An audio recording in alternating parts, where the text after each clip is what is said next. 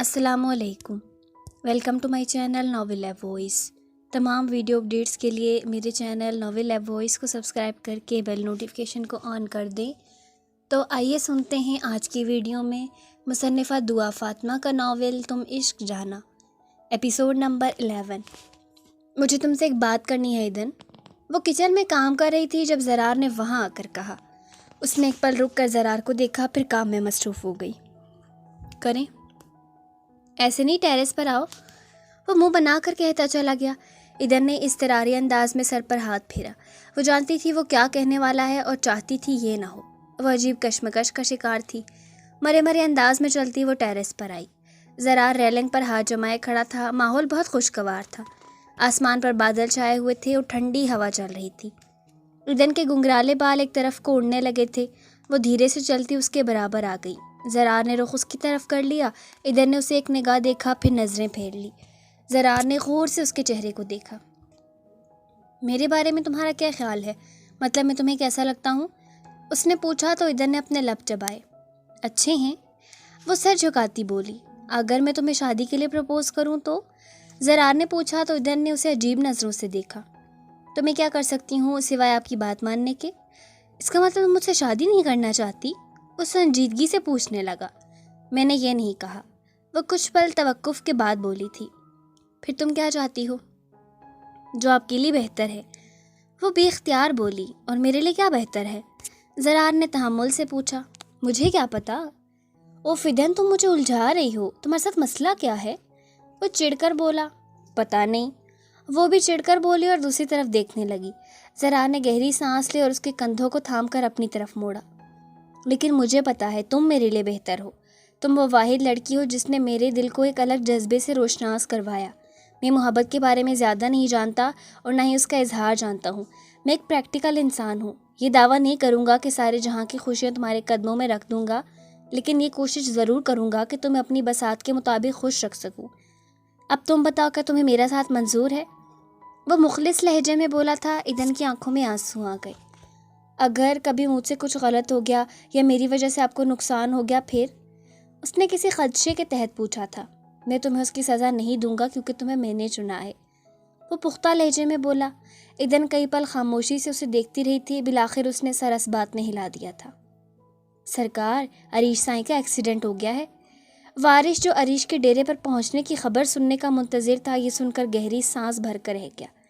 अब गजनवी को आजमाने के लिए उसे कोई और तरीका सोचना पड़ना था। उसे अरीश की कोई परवाह नहीं थी। सरकार, सरदार गजनवी आए हैं। मुंशी कुछ देर बाद आकर फिर बोला। तुम जाओ, वारिस ने कहा और सिगार के कश लेने लगा। कुछ देर बाद गजनवी कमरे में दाखिल हुआ। अस्सलाम वालेकुम। गजनवी का वही मुअद्दब अंदाज था। वारिस की बदगुमानी कुछ हद तक कम हुई।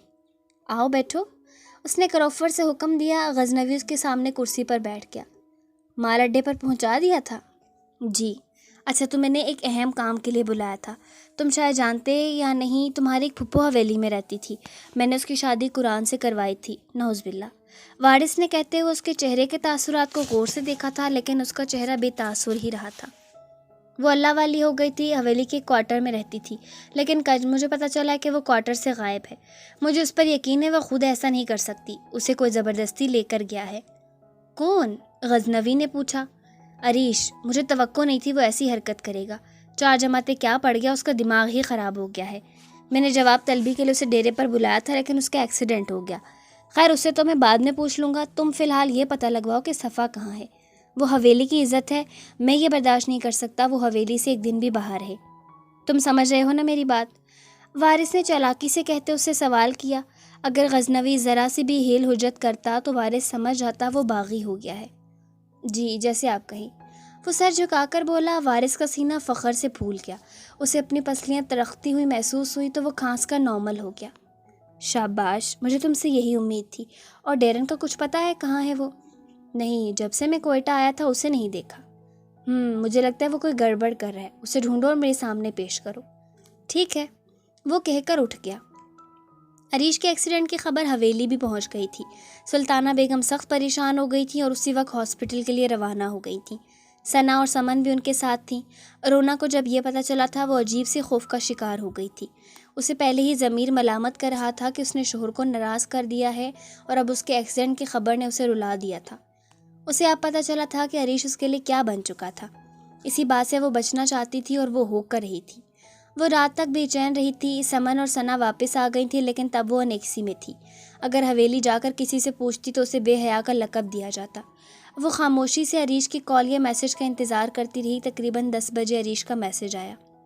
کیسی ہو؟ اس کے بے قرار دل کو کچھ سکون آیا۔ میں تو ٹھیک ہوں، آپ کیسے ہیں؟ سنا ہے ایکسیڈنٹ کروا لیا ہے؟ اس نے جوابی میسج بھیجا۔ وہ دھیرے سے ہنسا۔ پاس ہی سلطانہ بیگم سوئی ہوئی تھیں، اسی لیے اس نے کال نہ کی۔ ہاں فکر مت کرو، معمولی چوٹیں ہیں۔ کہاں چوٹیں آئیں؟ اس نے فکر مندی سے پوچھا۔ سر پر اور بازو پر۔ ڈاکٹر کیا کہتا ہے؟ کہتا ہے بیوی کے پاس جاؤ، چند گھنٹوں میں ٹھیک ہو جاؤ گے ورنہ 1 ہفتہ لگے گا۔ اس نے آنکھ مارنے والی ایموجی کے ساتھ بھیجا۔ رونا کا پہلے منہ کھلا پھر گال سرخ ہوئے۔ اس سے بات مزید جاری رکھنے نہ ہوئی۔ ہی کہاں گم ہو گئی ہو؟ کچھ دیر گزرنے کے بعد عریش نے میسج بھیجا۔ اس نے کچھ لکھنا چاہا لیکن پھر فون بند کر کے رکھ دیا۔ دلاویز نے ابھی بھی غزنوی کے بارے میں کسی کو نہیں بتایا تھا۔ اس نے ذوحان کے چہرے پر غصہ دیکھ لیا تھا جب اس نے ذوحان کو بتایا تھا کہ غزنوی نے اس سے نکاح کیا تھا۔ اس نے یہ نہیں بتایا تھا کہ نکاح کی درخواست اس نے کی تھی۔ اس نے ذوحان کو یہ کہا تھا کہ غزنوی نے اسے حویلی میں دیکھ کر پسند کر لیا تھا اور اس کی ماں سے بات کر کے اسے خفیہ نکاح کیا۔ لیکن اصل بات یہ تھی کہ اس نے لائبہ کو منت کی تھی کہ اگر وہ اسے غزنوی کی حوالے کرنا ہی چاہتی ہے تو غزنوی سے کہے وہ اسے نکاح کر لے۔ اسے امید تو نہ تھی کہ اس کی بات غزنوی مان لے گا، لیکن وہ مان گیا اور جس خدشہ کی وجہ سے اس نے نکاح کی تھی وہ بھی پورا نہ ہوا۔ وہ اس کے لیے غزنوی کی شکر گزار بھی تھی۔ اسی وجہ سے اس نے زرار کے سامنے غزنوی کے بارے میں کچھ نہیں کہا تھا اور بھائی کے سامنے بھی ایسا ہی بیان دیا تھا جو غزنوی کو غلط ثابت نہیں کرتا تھا۔ لیکن ذوحان کو غزنوی پر پھر بھی غصہ آیا تھا۔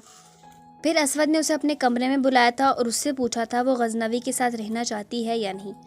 اس نے نفی میں جواب دیا تھا۔ وجہ وہی خوف تھا جو اسے کھل کر جینے نہیں دیتا تھا۔ کب تک غزنوی اس کے قریب ہوتا اسے ایک انجان سا خوف رہتا، حالانکہ ابھی تک اس نے کچھ برا نہ کیا تھا، لیکن وہ اپنے ڈرپوک دل کو نہیں سنبھال سکتی تھی اور نہ ڈر ڈر کر ساری زندگی جینا چاہتی تھی۔ سو اس نے کہہ دیا وہ اب ساری زندگی اپنے ماں باپ کے ساتھ رہنا چاہتی ہے۔ پھر اسود نے اسے خلا کا پیپر سائن کروایا تھا۔ اس کا ہاتھ ایک دفعہ کانپا تھا لیکن ماں باپ اور 2 بھائیوں کی محبت نے اسے تھوڑا مضبوط بنا دیا تھا۔ اس نے سائن کر دیا لیکن اس کے بعد وہ اسی کشمکش میں رہی کہ کیا اس نے ٹھیک کیا یا نہیں۔ غزنوی کو یہ نوٹس ملے گا تو وہ کیا کرے گا، اور جیسا کہ اسے ڈر تھا غزنوی لال حویلی میں بھی اس تک پہنچ گیا تھا اور اسے سخت الفاظ میں بتایا تھا کہ وہ اس سے پیچھا نہیں چھڑا سکتی، اس کے باپ بھائی بھی اس کی مدد نہیں کر سکیں گے۔ وہ بہت خوف زدہ ہو گئی تھی لیکن اس نے کسی پر اپنا خوف ظاہر نہ کیا، البتہ اپنا کمرہ تبدیل کر لیا تھا۔ اب اس کے ماں باپ کے ساتھ والا کمرہ اس کا تھا جس میں ایک کھڑکی اور دروازہ اندرونی ہال کی طرف ہی کھلتا تھا۔ ہال کے دروازے کو بھی رات کے وقت لاک لگ جاتا تھا۔ آج بھی وہ پوری تسلی کر کے اپنے کمرے اور کھڑکی کو لاک کر کے سوئی تھی، لیکن وہ نہیں جانتی تھی غزنوی نے لال حویلی کی ایک ملازمہ کو خرید لیا ہے۔ اس کے تمام گارڈز کو چائے میں نیند کی گولیاں دے دیں، وہ سب بے ہوش ہو گئے۔ حویلی کے مکین تو پہلے ہی سو چکے تھے۔ غزنوی نے کار حویلی کے دائیں طرف روکی اور دیوار پھاند کر اندر آ گیا۔ بلیک جینز شرٹ میں ملبوس وہ رات کا حصہ ہی معلوم ہو رہا تھا۔ حویلی کی اندرونی عمارت کے دروازوں کے لاک بھی وہ عورت اس کے پہنچنے تک کھول چکی تھی اور دلاویز کے کمرے کی نشاندہی بھی کر دی تھی۔ وہ ماسٹر کی سے اس کے کمرے کا دروازہ کھول کر اندر داخل ہو گیا۔ کمرے میں مدھم سی روشنی تھی جس میں دلاویز کا چہرہ چاند کی طرح چمک رہا تھا۔ سیاہ بوٹوں میں مقید اس کے قدم کچھ پل کے لیے رکے، پھر بغیر آواز پیدا کیے اس کی طرف بڑھے۔ وہ بے خبر سو رہی تھی۔ غزنوی نے جیب سے بے ہوشی کی دوا نکال کر اس کے چہرے کے قریب کی اور 1 منٹ بعد ہٹا۔ پھر اس نے کمبل دلاویز سے پرے ہٹایا اور اس کے نازک وجود کو مضبوط بازو میں بھر لیا۔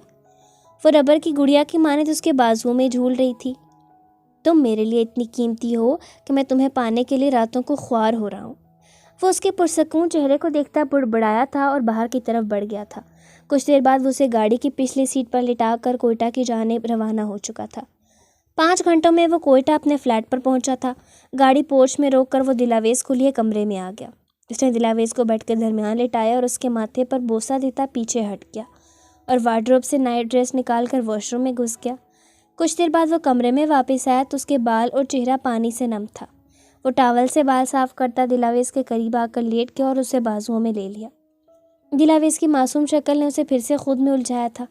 وہ اس کے لبوں کو چومتا اسے اپنے سینے میں بھینچ گیا اور آنکھیں بند کیے اس کو محسوس کرنے لگا۔ وہ سونا نہیں چاہتا تھا لیکن اسے نیند آ گئی۔ اس کا ذہن بیدار ہوا تو اسے اپنے بازو میں ایک نرم وجود محسوس ہوا۔ اس کی بھویں سکڑی۔ اس نے نیند سے بوجھل آنکھیں کھولی تو اسے دلاویز اپنے بہت قریب لیٹی نظر آئی۔ اس کی نیند بھگ سے اڑ گئی۔ وہ کچھ پل ساکت سا اسے دیکھتا رہا۔ وہ کروٹ کے بال اس کے کندھے پر سر رکھے اس کے پہلو میں لیٹی پرسکون سی سو رہی تھی۔ شدید حیرت کے عالم میں تیزی سے اٹھ بیٹھا۔ دلاویز کا سر ڈھلک کر تکیے پر ٹھہر گیا۔ اس کی نیند نہیں ٹوٹی تھی۔ وہ خالی دماغ سے اسے دیکھتا رہا۔ یہ کیسے؟ اس کے لب آہستہ سے ہلے۔ پھر اس نے گہرا سانس لیتے سر پر ہاتھ پھیرا اور اسے دوبارہ دیکھا۔ کیا میں نے اس کے ساتھ کچھ کر دیا؟ سوچتے ہوئے اس نے دلاویز کے کندھے کی طرف ہاتھ بڑھایا اور اسے جھنجھوڑا۔ وہ نیند میں ہی احتجاج کرتی کروٹ بدل گئی۔ دل! غزنوی نے اسے پھر جھنجھوڑا۔ پلیز ماما، ابھی نہیں اٹھنے ہو رہا۔ وہ آنکھیں بند کیے بڑبڑائی اور پھر گہری نیند میں چلی گئی۔ وہ نارمل تھی۔ اس نے گہری سانس بھری اور ارد گرد دیکھا۔ سائڈ ٹیبل پر اس کا فون پڑا تھا۔ اس نے فون اٹھا کر آن کیا تو سامنے ہی ہوم اسکرین پر ایک اسٹیکی نوٹ لگا ہوا تھا۔ یہ تمہاری بیوی ہے اور اسے بیوی سمجھو، صرف اپنی ضرورت نہیں، اسے سب کے سامنے بیوی مانو، ورنہ میں اسے تم سے اتنا دور لے جاؤں گا کہ ساری زندگی اسے دیکھ نہیں سکو گے۔ اسٹیکی نوٹس پر لکھے ان الفاظ کو پڑھ کر وہ ساکن رہ گیا۔ یہ پیغام اسے کس نے دیا تھا اسے جاننے میں دیر نہیں لگی۔ یزدان! اس کا چہرہ غصے سے سرخ ہوا تھا۔ کیا معلوم ہوا؟ کرنل جہانگیر نے زرار کو سوالیہ نظروں سے دیکھا۔ اس کے چہرے سے لگ رہا تھا وہ کوئی اہم خبر لایا ہے۔ سر، مجھے غزنوی کے بارے میں ایک اہم خبر ملی ہے۔ اسے DID dissociative identity disorder کی بیماری ہے۔ واٹ؟ کرنل جہانگیر حیرت سے بولے۔ ہاں، اس کی شخصیت 2 حصوں میں بٹی ہوئی ہے۔ ڈاکٹر احمد نے بھی اس کی بات کی تصدیق کی ہے۔ ہم اس کے جس کریکٹر سے واقف ہیں وہ سردار غزنوی ہے جو صرف اسمگلنگ وغیرہ کرتا ہے۔ اس کا دوسرا کریکٹر کون ہے اور کیا کرتا ہے یہ ابھی تک معلوم نہیں ہو سکا۔ میں اس کریکٹر سے 2-3 بار مل چکا ہوں لیکن وہ زیادہ ہوشیار اور احتیاط پسند ہے۔ اس کریکٹر کو بھی یہ بھی یاد آ چکا ہے کہ میں اس کا بھائی ہوں، لیکن غزنوی کو یہ نہیں پتہ تھا۔ وہ بہت کچھ جانتا ہے لیکن اسے قابو کرنا مشکل ہے۔ مجھے لگتا ہے اس کا تعلق ڈارک مافیا سے ہے لیکن غزنوی کا نہیں۔ سرار نے تفصیل سے بتایا۔ کرنل جہانگیر کچھ پل پرسوچ انداز میں اسے دیکھتے رہے۔ یہ تو بہت ریئر کیس ہے، اس کی شخصیت 2 حصوں میں کیوں بٹی؟ یہ بتایا ڈاکٹر احمد نے؟ ہاں، انہوں نے کہا کوئی شوق یا بچپن میں کوئی خوفناک چیز دماغ پر ایسا اثر ڈالتی ہے کہ انسان کی شخصیت 2 یا 2 سے زیادہ حصوں میں بٹ جاتی ہے۔ وہ جب ایک روپ میں ہوتا ہے تو اسے دوسرے روپ میں کیے گئے اپنے کسی کام کے بارے میں کچھ یاد نہیں رہتا، اور جب دوسرے روپ میں ہو تو اسے پہلے روپ کی کوئی بات یاد نہیں رہتی۔ کیا وہ دونوں روپ ایک دوسرے کے بارے میں جانتے ہیں؟ مطلب کیا انہیں پتہ ہوتا ہے کہ ان کا ایک اور روپ بھی ہے؟ کرنل جہانگیر نے پوچھا۔ کچھ لوگوں کو نہیں بھی پتہ ہوتا جو سائیکیٹرسٹ سے چیک اپ نہ کروائیں یا وہ اکیلے ہوں، لیکن اگر اس کے ساتھ کوئی رہتا ہو وہ اسے بتا دیتا ہے اور سائیکیٹرسٹ سے یہ بات چھپی نہیں رہ سکتی۔ تو پھر غزنوی بھی یہ جانتا ہوگا کہ اس کا ایک اور روپ بھی ہے؟ شاید ہاں، لیکن وہ یہ نہیں جانتا ہوگا کہ اس روپ میں وہ کیا کرتا ہے۔ اس کا دوست تھا جو ڈیرن، وہ تو سب جانتا ہوگا۔ ہاں، لیکن وہ فی الحال غائب ہے۔ اسے ڈھونڈو اور یہ پتہ کرنے کی کوشش کرو غزنوی کا دوسرا روپ کیسا ہے۔ کرنل جہانگیر نے کرسی کی بیک سے ٹیک لگاتے اسے حکم دیا تھا۔ ایک روح کو لرزا دینے والے منظر کو دیکھ کر اس کی آنکھ کھلی تھی۔ اس نے خود کو ہاسپٹل کے کمرے میں پایا تو اسے یاد ہے اس کا ایکسیڈنٹ ہوا تھا۔ ڈیرن لیو بھی اس کے ساتھ موجود تھا۔ اب بھی وہ ایک سائڈ صوفے پر بیٹھا تھا اور اسے ہوش میں آتا دیکھ اس کی طرف متوجہ ہو گیا تھا۔ یزدان نے ایک لڑکی کو نقصان پہنچانے کی کوشش کی ہے، ڈیرن نے بتایا تو اس نے گہری سانس لی۔ کس کو؟ دلاویز نام ہے اس کا، میں نے اس کی مدر کو فون کر دیا ہے، وہ کچھ دیر تک پہنچ جائے گی۔ مجھے اسے دیکھنا ہے، وہ پریشانی سے کہتا اٹھ کھڑا ہوا۔ رہنے دو وی، تمہیں دیکھ کر وہ پھر سے ڈر جائے گی۔ پتہ نہیں یزدان نے اس کے ساتھ کیا کیا ہے، وہ تو کہہ رہی تھی یزدان نے اسے مارنے کی کوشش کی تھی، اسی لیے تو دیکھنا چاہتا کہ اسے زیادہ نقصان تو نہیں پہنچا دیا۔ وہ یزدان پر غصے ہوتا بولا تھا۔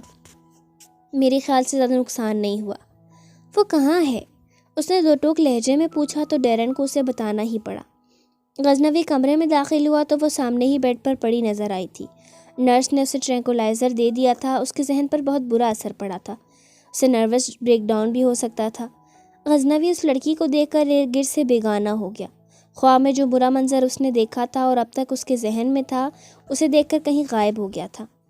وہ سکون جس کی تلاش میں وہ سالوں سے تھا، آج اس لڑکی کو دیکھ کر اس کے جسم میں اترتا اس کی روح تک کو سیراب کر گیا تھا۔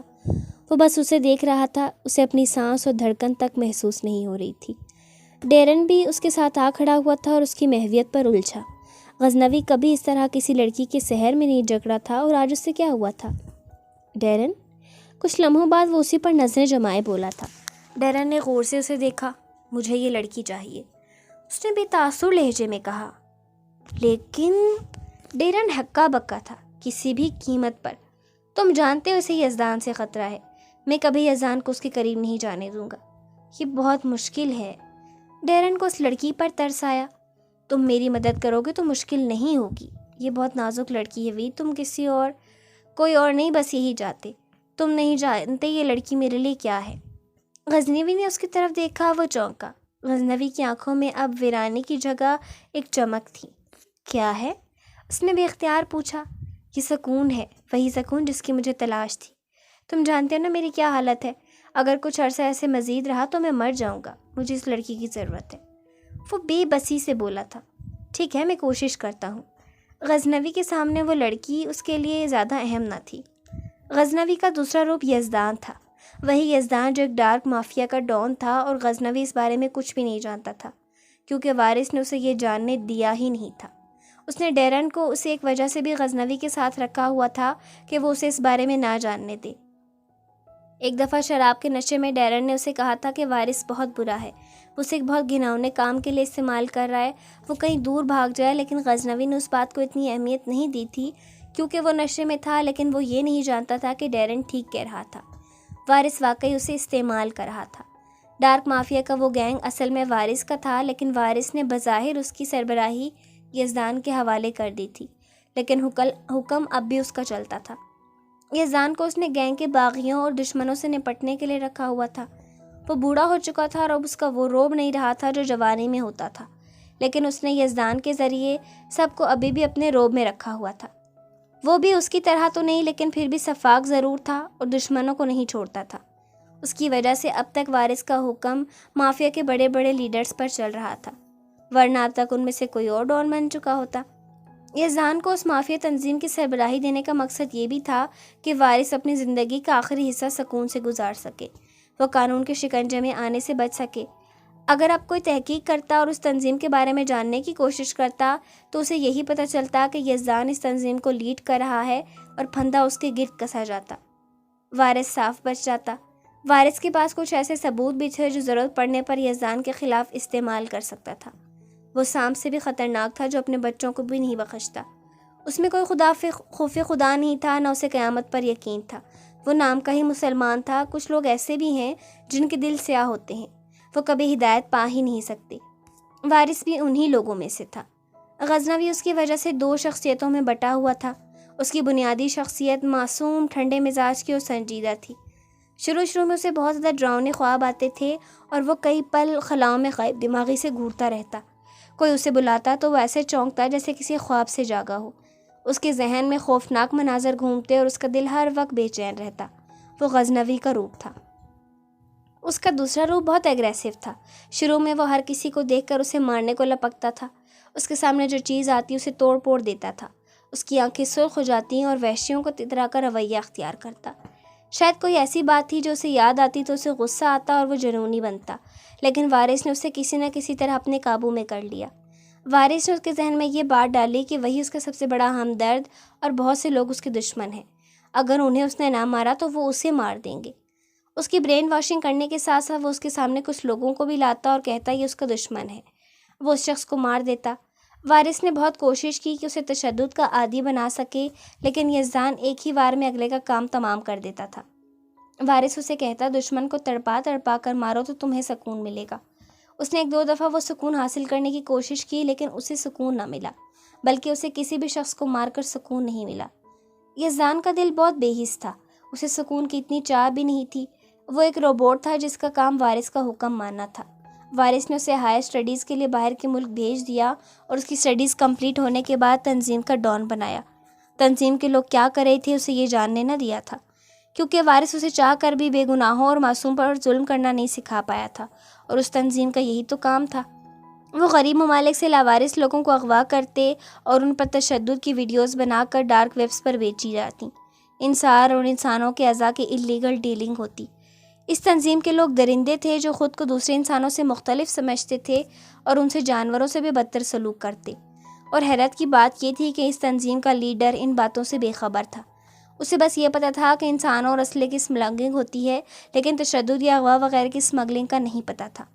اسے انسانوں کی اسمگلنگ پر اعتراض تو تھا، اور اس نے وارث سے کہا بھی تھا وہ یہ کام نہیں کر سکتا۔ وہ غزنوی سے تھوڑا مختلف تھا اور آنکھ بند کر کے وارث کے حکم کی تعمیل نہیں کرتا تھا۔ وقت گزرنے کے ساتھ ساتھ وہ بہت ذہین ہو چکا تھا اور اب بہت کم غصے میں آتا تھا، لیکن اب جب آتا تو ویسے ہی اگریسو ہو جاتا۔ لیکن وارث کے حکم پر ڈیرن نے غزنوی سے یہ جھوٹ بولا ہوا تھا کہ وہ یزدان کے روپ میں جنگلی وحشیوں کی طرح بیہیو کرتا ہے، حالانکہ یزدان غزنوی سے زیادہ ذہین اور ڈیرنگ تھا۔ ایک دو دفعہ وہ وارث کے سامنے اکڑ بھی گیا تھا، لیکن وارث نے اسے بتا دیا تھا کہ جو ایک دفعہ اس دلدل میں اتر جائے نکل نہیں سکتا۔ یہ ایسی دلدل تھی جو موت کے بعد بھی انسان کا پیچھا نہیں چھوڑتی۔ یہ ایک ایسا جنگل تھا جہاں اگر کوئی دوسرے کو نہیں مارے گا تو خود مارا جائے گا۔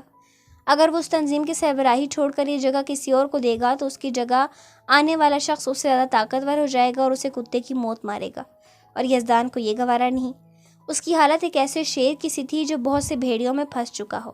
جب تک وہ دھاڑتا رہے گا، اپنا روپ بھیڑیوں پر ڈالتا رہے گا، بچا رہے گا، ورنہ بھیڑیے اسے نوچ ڈالیں گے۔ وہ بھی اس تنظیم کی سربراہی میں ایسے ہی پھنس چکا تھا۔ اسے وہ سربراہی نبھانی تھی اور خود کو سب سے طاقتور بنا کر رکھنا تھا تاکہ کوئی اسے طاقتور ہو کر اسے ذلیل موت نہ مار سکے۔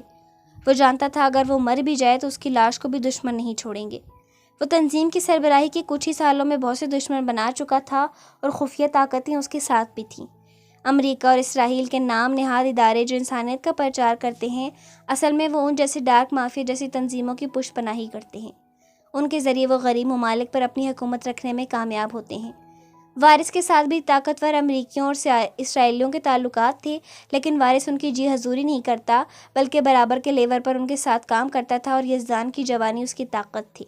وہ اس کے ذریعے غداروں اور دشمنوں کا صفایا کروا دیتا تھا۔ یزدان کی ذہانت ایسی تھی کہ وہ اپنے خلاف کوئی ثبوت نہیں چھوڑتا تھا۔ صرف ایک وارث تھا جس کے پاس اس کے خلاف ثبوت تھے، اور وہ یہ بات نہیں جانتا تھا۔ وہ یہ جانتا تھا کہ وارث نے اسے خطرناک دلدل میں اپنے فائدے کی خاطر دھکیل دیا ہے اور اسے استعمال کر رہا ہے، لیکن اسے وارث سے یہ امید نہ تھی کہ برا وقت آنے پر وہ سارے الزام اس پر بھی ڈال سکتا ہے۔ اگر دوسرے رخ سے دیکھا جائے تو یزدان جیسا بے بس انسان کوئی اور نہ تھا۔ وہ جس کی ماں اسے حافظ قرآن بنانا چاہتی تھی، اسلام کے الف بے سے بھی ناواقف تھا۔ اسے وارث نے یہ تک بھلا دیا تھا کہ وہ مسلمان ہے۔ وہ ایسے ہی زندگی گزار رہا تھا جیسے خدا کو نہ ماننے والے زندگی گزارتے ہیں۔ اس کے ذہن میں برائی کا انجام نہیں تھا، اسے بس یہی بات بتائی گئی تھی کہ زندگی ایک ہی دفعہ ملی ہے، اگر زیادہ عرصہ رہنا چاہتے ہو تو دوسروں کو مار دو۔ شروع میں جب وہ اگریسو ہوتا تو اس نے کچھ بے گناہوں کا قتل کیا تھا، تب وہ اپنے ہوش میں نہ ہوتا، لیکن جیسے جیسے وہ نارمل ہوتا گیا، غداروں اور دشمنوں کے سوا کسی کو نہیں مارتا تھا۔ ڈیرن نے اسے کچھ دن پہلے یہ بتایا تھا کہ اب وہ صرف غصے میں جنونی ہوتا ہے، ورنہ نارمل ریئیکٹ کرتا ہے۔ یزدان کے روپ میں وہ ان معاملات کو بھی سنبھالتا تھا جو غزنوی سنبھالتا تھا، مطلب وہ یزدان کے روپ میں غزنوی کا کردار بھی ادا کر سکتا تھا، اور ڈیرن اسے سب خبر دے دیتا تھا کہ غزنوی کیا کر رہا ہے اور کیا نہیں۔ اسلحہ اور ڈرگز اسمگلنگ کی لین دین جو غزنوی کرتا تھا اسے بھی وہ دیکھ لیتا اور ڈارک مافیا کو بھی سنبھالتا تھا۔ لیکن دلاویز کا معاملہ ایسا تھا جس میں ڈیرن نے اسے لا علم رکھا تھا۔ اسے دلاویز سے ہمدردی ہوئی تھی۔ وہ ایک خوبصورت اور کمزور سی لڑکی تھی اور ڈیرن اسے یزدان سے بچانا چاہتا تھا، لیکن پھر اسے پتہ چلا کہ یزدان اس لڑکی سے محبت کرتا ہے۔ یہ اس کے لیے حیرت کی بات تھی اور اسے اس بات پر مشکل سے ہی یقین آیا تھا۔ جب غزنوی نے اسے بتایا تھا کہ یزدان اسے حویلی سے لے گیا ہے تو اس نے غزنوی کو تسلی دی تھی کہ وہ دلاویز کو کچھ نہیں کہے گا۔ غزنوی یزدان کے بارے میں ایسے ہی بات کرتا تھا جیسے وہ کسی اور کے بارے میں بات کر رہا، اور یزدان بھی اس کے بارے میں ایسے ہی بات کرتا تھا۔ دونوں کو ایک دوسرے سے چڑ تھی۔ غزنوی سمجھتا تھا یزدان اس پر مسلط ہے، جبکہ یزدان سمجھتا تھا غزنوی نے اس کے جسم پر قبضہ کر رکھا ہے اور اس کا بہت سا وقت لے لیتا ہے۔ یزدان غزنوی کو ڈرپوک اور بے وقوف کہتا تھا، اور دونوں ہی نہیں مانتے تھے کہ وہ ایک ہی شخص ہیں۔ دونوں جانتے تھے انہیں کیا بیماری ہے، اور دونوں یہی سمجھتے تھے کہ بنیادی شخصیت وہی ہے، دوسرا بعد میں وجود میں آیا ہے۔ یزدان کو اس بات پر زیادہ یقین تھا کیونکہ اسے ماضی کے کچھ مناظر یاد تھے، جبکہ غزنوی کے دماغ میں کچھ بھیانک مناظر ہی تھے جس سے اسے اپنے ماضی کے بارے میں کچھ پتہ نہ چلتا تھا۔ یزدان کو جب زرار نے بھائی کہہ کر پکارا تھا تو اسے مزید کچھ مناظر یاد آ گئے تھے کہ اسے پتہ چل گیا تھا زرار اس کا بھائی ہے، اور جانا بھی اسے یاد تھی۔ وہ اس کے لیے بہت قیمتی تھی، اسی لیے تو وہ اس کے لیے پاگل تھا، اور غزنوی کو اس کی پرواہ ہی نہیں تھی۔ وہ بس اسے اپنے سکون کے لیے استعمال کرتا تھا، جبکہ یزدان کی وہ جان تھی۔ غزنوی ایک ایسا شخص تھا جس کا دوسرا روپ دلاویز سے شدید محبت کرتا تھا، اور غزنوی کے لیے وہ اتنی اہم نہیں تھی۔ جس رات اس نے زرار کے گھر پر دلاویز سے یزدان کے بارے میں پوچھا تھا تو اس کا چہرہ سرخ ہوا تھا۔ تب اسے یزدان پر سخت غصہ آیا تھا، اسے خود سے ہی جیلسی فیل ہوئی تھی۔ یزدان کو بھی پہلے ایسے ہی محسوس ہوتا تھا، لیکن جب اسے پتہ چل گیا کہ غزنوی نے دلاویز سے شادی کی ہے تو اس نے مان لیا تھا وہ غزنوی کی ہے۔ اگر وہ اس کی شادی تڑوانے کی کوشش کرتا تو وہ اپنا ہی نقصان کرتا۔ وہ غزنوی سے زیادہ ذہین تھا، اور یہ اس کی ذہانت کا ہی ثبوت تھا کہ اس نے دلاویز اور غزنوی کو ملا دیا تھا۔ حالانکہ غزنوی اسے ہوش میں رہنے کا زیادہ موقع نہیں دیتا تھا۔ اس نے ڈیرن سے کہہ رکھا تھا کہ جب وہ یزدان ہو تو جلد از جلد اسے بے ہوش کر دیا کرے، کیونکہ سو کر اٹھنے کے بعد اس کی حالت بدل جاتی تھی، اور جب وہ غزنوی ہوتا تو 3 صورتوں میں وہ بدل جاتا تھا۔ ایک جب وہ سو کر اٹھتا، دوسرا غصے میں، اور تیسرا جب دلاویز کے قریب جانے سے۔ غصے میں بھی اس کے خون کی گردش تیز ہوتی اور دماغ کچھ پل کے لیے معاف ہو کر جب جاگتا تو وہ یزدان ہوتا، اور جب دلاویز کے قریب ہوتا تب بھی اس کے خون کی گردش تیز ہو کر وہی کام دکھاتی۔ اسے اس بات پر بھی بہت غصہ آتا تھا کہ جیسے ہی وہ دلاویز کے قریب ہونے کی کوشش کرتا تھا تو یزدان آ ٹپکتا تھا، اور اسے یہ گوارا نہیں تھا کہ اس کا دوسرا روپ بھی دلاویز کے قریب ہو۔ وارث نے کبھی اس کا علاج کروانے کا نہیں سوچا تھا، کیونکہ اسی میں بھلائی تھی، لیکن جب سے اس نے دلاویز کو دیکھا تھا، ایک سائیکیٹرسٹ سے مل کر اس نے میڈیسن لینی شروع کر دی تھی جو یزدان کے روپ کو اس پر حاوی ہونے سے روکنے میں کچھ حد تک مدد کرتی تھی۔ دلاویز کو یزدان سے خطرہ بھی تھا۔ اس نے بتایا تھا کہ یزدان اسے مارنا چاہتا تھا، تبھی وہ مجبور تھا، وہ اس کی ملکیت میں ہوتے ہوئے بھی اس سے دور تھی۔ وہ چاہے اس کی زیادہ پرواہ نہیں کرتا تھا، لیکن یزدان سے اسے مروا نہیں سکتا تھا۔ لیکن اب بھی وہ بھی جان چکا تھا اسے یزدان سے کوئی خطرہ نہیں، لیکن یزدان دلاویز سے محبت کرتا تھا اور اس کا عملی مظاہرہ بھی کرتا تھا، یہ اسے منظور نہیں تھا۔ اس نے غصے سے فون دیوار پر دے مارا تھا۔ فون دیوار سے ٹکرا کر ٹکڑوں میں تقسیم ہوتا زمین پر جا پڑا۔ اس آواز سے دلاویز کی آنکھ کھل گئی، وہ گھبرا کر اٹھ بیٹھی اور اپنے سامنے غزنوی کو دیکھ کر اس کی چیخ نکل گئی۔ غزنوی کو مزید تپ چڑھا۔ کیا وہ اتنا ڈراؤنا تھا کہ اسے دیکھ کر وہ چیخنے لگی تھی؟ کیوں چیخ رہی ہو؟ وہ غصے سے بولا۔ دلاویز سہم کر سانس بھی روک گئی۔ غزنوی نے گہرا سانس لیتے نظریں اس سے پھیر لی تھیں اور سر پر ہاتھ پھیرا، اور دلاویز ورطۂ حیرت میں مبتلا یہ سوچ رہی تھی کہ وہ اپنی حویلی کے محفوظ کمرے میں تھی، پھر یہاں کیسے پہنچی؟ غزنوی نے کہا تھا وہ کہیں بھی چھپ جائے وہ اسے پا لے گا، اور اس نے جو کہا تھا وہ کر دکھایا تھا۔ تم ٹھیک ہو؟ کچھ دیر بعد غزنوی نے اس سے پوچھا، میں یہاں کیسے پہنچی؟ وہ اس کے نرم رویے پر تھوڑی نارمل ہوئی۔ مجھے خود نہیں پتا۔ وہ بیڈ سے اٹھ کھڑا ہوا۔ دلاویز حیرت سے اسے ٹکر ٹکر دیکھنے لگی۔ خود ہی تو دھمکیاں دی تھی کہ جو بھی ہو جائے اسے لے جائے گا، اور جو اتنا جنون دکھا رہا تھا اب مفتوح تھا۔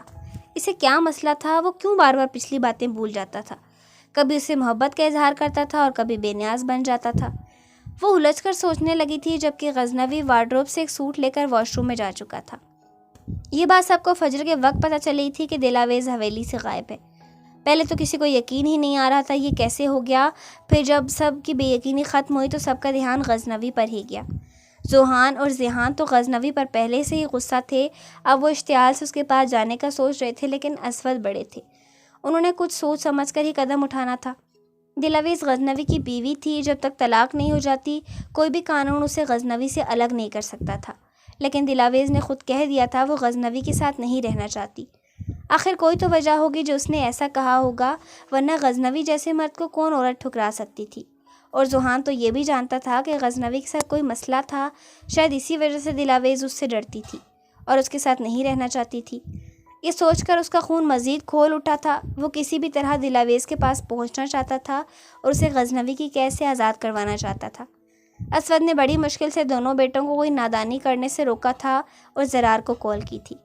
وہ زرار کا بھائی تھا اور وہی کچھ کر سکتا تھا۔ زرار نے ساری بات سن کر گہری سانس لی۔ اس کا بھائی اپنی بات کا پکا تھا۔ میں بات کرتا ہوں اس سے۔ اس نے صرف اتنا کہہ کر غزنوی کو کال ملائی، لیکن اس نے اٹینڈ نہ کی۔ وہ اسے بار بار کال ملانے لگا تھا۔ یزدان کے پاس 2 پلانس تھے، ایک شرافت والا، دوسرا بدماشی والا۔ پہلے وہ شرافت والا آزمانا چاہتا تھا۔ دلاویز کی ماں اسے ہاسپٹل سے لینے آئی تو وہ بہت اچھے طریقے سے ان سے ملا، ان کو گھر تک چھوڑنے بھی گیا۔ اس نے ان کا گھر بھی دیکھ لیا۔ اگلے دن وہ ان کے گھر گیا۔ لائبہ اسے دیکھ کر بہت خوش ہوئی تھی، لیکن اس نے کہا کہ میرا دوست دلاویز سے شادی کرنا چاہتا ہے تو اس کے تیور بدل گئے۔ اس نے سختی سے انکار کر کے اسے جانے کا کہہ دیا۔ وہ اتنی جلدی دلاویز کی شادی کر کے خود ساری زندگی کنگال نہیں رہ سکتی تھی۔ اس نے تو سوچا ہوا تھا دلاویز کو شوبز میں بھیج کر پیسے کمائے گی، اس طرح کئی لوگ اسے جانیں گے اور اس کے ساتھ کے خواہش مند ہوں گے۔ وہ ان سے بڑی بڑی رقمیں لے کر دلاویز کو استعمال کرے گی، لیکن یہ شخص کہہ رہا تھا اس کا دوست دلاویز سے بہت محبت کرتا ہے، اسے ساری زندگی خوش رکھے گا۔ اس کے اس میں کیا فائدہ تھا بھلا؟ تبھی اس نے سیدھا انکار کر دیا۔ ڈیرن نے بھی پینترا بدلا اور پیسوں کی بات کی۔ وہ بہت امیر ہے اور منہ مانگی رقم دے سکتا ہے۔ اس کی آواز پر لائبہ جو لاؤن سے نکل رہی تھی رکی تھی۔ کتنے دے سکتا ہے؟ اس نے پلٹ کر پوچھا۔ ڈیرن نے استہزائیہ مسکرایا۔ وہ شرافت ڈیزرو ہی نہیں کرتی تھی۔ بدمعاشی والا پلان یہی تھا کہ پیسوں کے ذریعے ڈرا دھمکا کر وہ لڑکی حاصل کر لی جاتی۔ تمہیں کتنے چاہیے ہیں وہ بتاؤ۔ یہ تمہارے دوست پہ منحصر کرتا ہے۔ اگر وہ دلاویز کو صرف خود تک محدود رکھنا چاہتا ہے تو اسے زیادہ قیمت دینی پڑے گی، اور اگر دوسرے مردوں کے ساتھ دلاویز کے سودے سے مسئلہ نہیں تو کم قیمت پر بھی بات بن سکتی ہے۔ اس کے خیالات جان کر ڈیرن نے تعصب سے اسے دیکھا تھا۔ وہ کمزور سی لڑکی کیسے ایک سے زیادہ مردوں کی ہوس برداشت کرتی؟ اسے کہو ایک ہی بار قیمت طے کرے۔ غزنوی کی سخت آواز اس کے کان میں لگے آڈیو ڈیوائس میں گونجی تھی۔ وہ بھی اس سے کنیکٹڈ تھا۔ لائبہ کی بات پر وہ بھی سخت غصے میں آ چکا تھا۔ پہلی ڈیل ٹھیک ہے۔ اوکے، پھر 25 کروڑ میرے اکاؤنٹ میں جمع کروا دو۔ اس کے علاوہ بھی میری کچھ شرطیں ہیں۔ مجھے بنگلہ، گاڑی اور سیکیورٹی بھی چاہیے۔ تم لوگ دلاویز کو مجھ سے دور نہیں لے جا سکتے کیونکہ وہ میرے بغیر نہیں رہ سکتی۔ ٹھیک ہے۔ ڈیرن نے غزنوی کی رضامندی اس تک پہنچا دی تھی۔ ماں ایسے مت کریں، آپ کو خدا کا واسطہ، آپ کیسے اپنی بیٹی کسی کے حوالے یوں کر سکتی ہیں؟ اس نے بکھرے روتے لہجے میں کہا تھا۔ اپنی ماں کی بات سن کر وہ کچھ پل تو بے یقین رہی تھی۔ اس کی ماں ایسے کیسے کر سکتی تھی؟ اور جب بے یقینی کا مرحلہ گزرا تو اسے بہت تکلیف ہوئی تھی۔ اس کی سگی ماں اسے بیچ رہی تھی۔ کتنی اذیت اور بے بسی تھی، لیکن اس کی ماں کو اس کے آنسو پگھلا نہ سکے تھے۔ ڈرامے بازی بند کرو دلاویز، یہ میرا حکم ہے اور تم اس سے انکار نہیں کر سکتی۔ وہ سردار غزنوی ہے جو تمہیں خرید رہا ہے۔ میں اسے انکار کر کے اپنی موت کو دعوت نہیں دے سکتی۔ اگر اپنی ماں کی زندگی چاہتی ہو تو تمہیں یہ ماننا ہوگا۔ ان کی بات سن کر وہ مزید احتجاج نہ کر سکی تھی، لیکن اپنی عزت نفس کو گنوانا اس کے لیے مشکل ہی نہیں ناممکن تھا۔ وہ جانتی تھی وہ اس ظلم کے بعد زندہ نہیں رہ پائے گی، لیکن اسے زندگی پیاری تھی۔ ٹھیک ہے ماں، لیکن میری ایک شرط ہے، اس نے کانپتے ہاتھوں سے آنسو صاف کرتے بے حس لہجے میں بولی تھی۔ کون سی؟ لائبہ نے بےتابی سے پوچھا تھا۔ آپ مجھے جسے بیچ رہی ہیں اسے کہیں مجھ سے نکاح کر لے، پھر جب چھوڑنا چاہے تو بے شک طلاق دے دے۔ اس نے آنسوؤں پر ضبط کرتے کہا تھا۔ اس کی بات سے لائبہ کے ذہن میں مزید دولت بٹورنے کا ایک اور طریقہ آیا تھا۔ اگر نکاح ہوتا تو وہ حق مہر کے ذریعے بھی بہت کچھ بٹور سکتی تھی۔ ٹھیک ہے، تم فکر مت کرو، ایسا ہی ہوگا، وہ کہہ کر کمرے سے نکل گئی تھی اور وہ نیچے بیٹھ کر رونے لگی تھی۔ ڈیرن اور غزنوی اس بار دونوں لائبہ کے پاس آئے تھے۔ اس کے نکاح والی بات سن کر ڈیرن نے غزنوی کی طرف دیکھا۔ اس نے سر اس بات میں ہلا دیا۔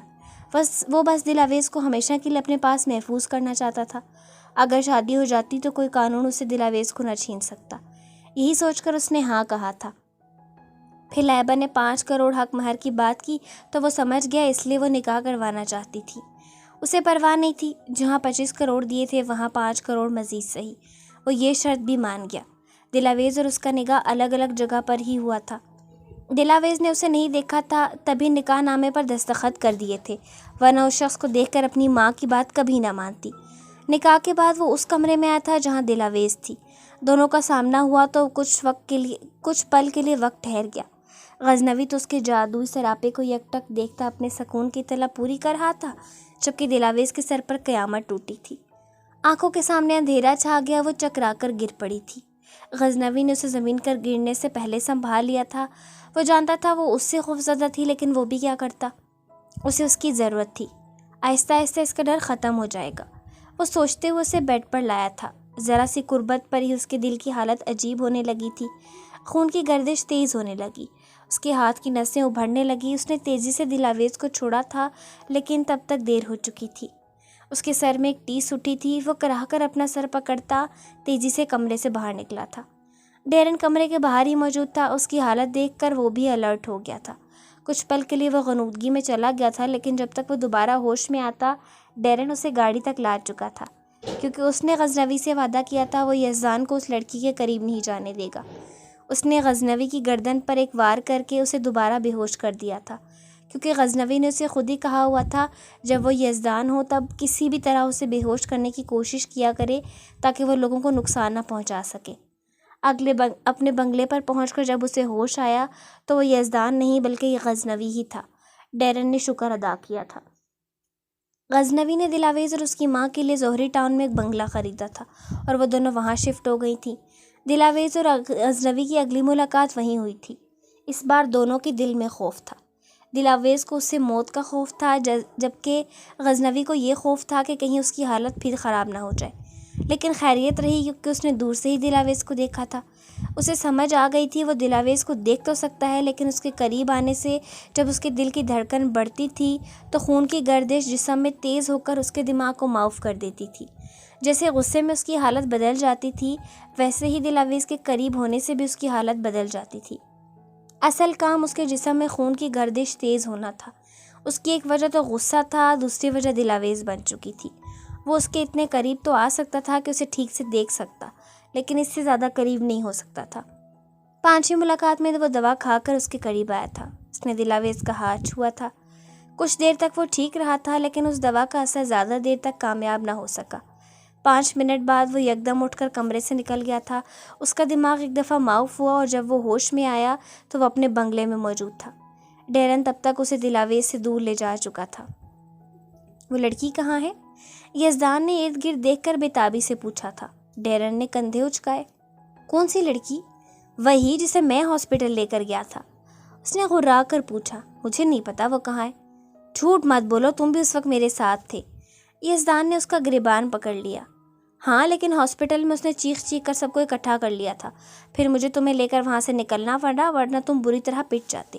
لوگ بہت مشتعل ہو گئے تھے۔ ڈیرن نے روانی سے جھوٹ بولا۔ ڈیم ایڈیٹ، تم نے یہ کیا کیا؟ یزدان نے اس کے منہ پر مکہ جڑ دیا۔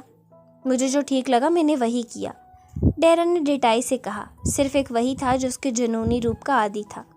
تو میں بعد میں پوچھوں گا، پہلے اسے ڈھونڈ لوں۔ وہ کہہ کر باہر کی طرف بڑھا۔ ڈیرن نے لاپرواہی سے مسکراتے گریبان ٹھیک کیا اور لاؤنج میں بیٹھ کر شراب پینے لگا۔ وہ پہلے ہی سارا بندوبست کر چکا تھا۔ یزدان جتنا بھی ذہین تھا اسے ناکامی ہی ہونی تھی اور اسے ہوئی بھی تھی۔ اس نے ہاسپٹل کو ڈھونڈا تھا جس میں وہ دلاویز کو لے کر گیا تھا۔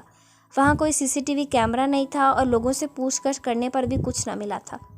ڈیرن نے 2 بندوں کو خفیہ طریقے سے اس کے پیچھے بھیج دیا تاکہ اگر وہ غصے میں آؤٹ آف کنٹرول ہو تو وہ اسے بے ہوش کر دیں، اور ایسا ہی ہوا۔ وہ سخت غصے میں آ گیا اور ہسپتال میں توڑ پھوڑ شروع کر دی، لیکن ڈیرن کے بھیجے گئے لوگوں نے اسے سنبھال لیا تھا۔ اگلی دفعہ بھی غزنوی دوا کھا کر آیا تھا، لیکن زیادہ دیر پھر بھی اسے نہیں چھو پایا تھا۔ وہ سراپا حسن تھی، اس کی ملکیت میں تھی، قانونی طور پر بھی اور شرعی طور پر بھی، لیکن وہ پھر بھی زیادہ دیر اس کے قریب نہیں رہ پاتا تھا۔ اس کا دل مزید کی طلب کرتا تھا، جبکہ دماغ دور رہ کر بس اسے دیکھنے کی نصیحت کرتا، اور یہی اس کے لیے ٹھیک بھی تھا۔ اسے سکون چاہیے تھا جو دلاویز کو دیکھ کر اور اسے اپنے پاس محسوس کر کے بھی مل جاتا تھا، لیکن دل کے ساتھ نہ جانے کیا مسئلہ تھا، اور کبھی کبھی وہ اس دل کے سامنے بے بس ہو جاتا تھا۔ اس دن اسے جلدی جانا پڑتا جس دن وہ اسے چھو لیتا، اور اس دن اس نے دلاویز کو گال کو چھوا تھا اور تھوڑی دیر کر دی تھی، پھر اسے جانے کا موقع نہیں ملا تھا۔ اس نے دلاویز کو جانے کا کہا تھا، لیکن وہ گر پڑی تھی۔ اس کا ذہن تاریکی میں ڈوب رہا تھا اور دل اس لڑکی کے لیے پریشان تھا۔ وہ کسی طور بھی یزدان کو اس کے قریب نہیں آنے دے سکتا تھا، لیکن وہ کچھ کر بھی تو نہیں سکتا تھا۔ ڈیرن ہی اس کی مدد کر سکتا تھا اور اس نے معاملہ سنبھال لیا تھا۔ اس کے دوبارہ ہوش میں آنے تک دلاویز گرتی پڑتی کمرے سے نکل چکی تھی، اور اسے حواس باختہ بھاگتے دیکھ کر ڈیرن تیزی سے اس کے قریب آیا تھا۔ یہ کون سی جگہ ہے؟ ہم یہاں کیا کر رہے ہیں؟ یزدان نے ارد گرد دیکھ کر پوچھا تھا۔ میکلن کے آدمیوں نے ہم پر حملہ کر دیا تھا، ان سے پناہ لینے کے لیے ہم یہاں آئے تھے۔ اب چلو یہاں سے، ان سے بدلہ بھی لینا ہے، ڈیرن نے کہا تو وہ اٹھ کھڑا ہوا۔ مجھے وہ لڑکی چاہیے لیو، اس نے ڈیرن کے ساتھ چلتے ہوئے کہا تھا۔ جب وہ یزدان ہوتا تو ڈیرن بھی اس کے لیے لیو ہی ہوتا تھا۔ تم اس لڑکی کی وجہ سے اصل مقصد سے ہٹ رہے ہو۔ ڈیرن اسے کسی بھی طرح باز رکھنا چاہتا تھا۔ کیا مقصد ہے ہمارا؟ بس دشمنیاں نبھانا اور قتل کرنا؟ میں تنگ آ چکا ہوں ایسی زندگی سے۔ وہ غصے سے چیخا تھا۔ ہمارے پاس اس کے علاوہ اور کوئی آپشن نہیں، ہم گردن تک اس دلدل میں دھنس چکے ہیں۔ اگر دشمنوں کا قتل نہیں کیا تو خود قتل ہونا پڑے گا۔ ڈیرن نے اسے سمجھایا تھا۔ وہ گہری سانس بھر کر رہ گیا۔ میں اسے ڈھونڈ کر چھوڑوں گا، دیکھ لینا تم، وہ پرعزم لہجے میں بولا تھا۔ اس لڑکی نے آخر بگاڑا کیا ہے تمہارا جو اس کے پیچھے پڑ گئے ہو؟ ڈیرن نے گاڑی میں بیٹھتے ہوئے اکتا کے پوچھا۔ یزدان اس کی بات سن کر خاموش رہا تھا۔ اس نے جواب دینا چاہا تھا لیکن ایک سوچ نے اسے روک دیا تھا۔ رات کے کھانے میں ڈیرن نے اسے سلیپنگ پلز دے دی تھیں اور لاؤنج میں ہی ایک صوفے پر سو گیا تھا۔ اگر اسے موقع ملتا تو کبھی کبھی وہ اس کی گردن پر وار کر کے بھی بے ہوش کر دیتا تھا، لیکن یزدان بہت چوکنا تھا۔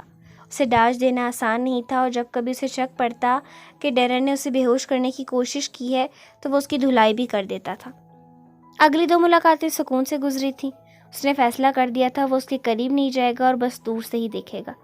یزدان کا روپ اس دوران اس پر حاوی نہیں ہوا تھا، لیکن ڈیرن نے اسے بتایا تھا کہ وارث نے دلاویز کو اغوا کروا لیا ہے اور وہ اسے بنگلے میں نہیں ملی تو راستے میں غصے کی وجہ سے اس کی حالت بگڑ گئی اور یزدان اس پر حاوی ہو گیا۔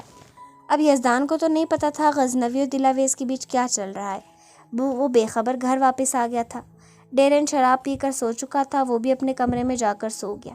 اگلے روز اٹھا تو یزدان کی جگہ وہ غزنوی تھا۔ دلاویز کی یاد آتے ہی اسے سخت بے چینی نے آ گھیرا۔ وہ تیزی سے کمرے سے نکلا تھا، ڈیرن لاؤنج میں ہی مل گیا تھا۔ دلاویز کہاں ہے؟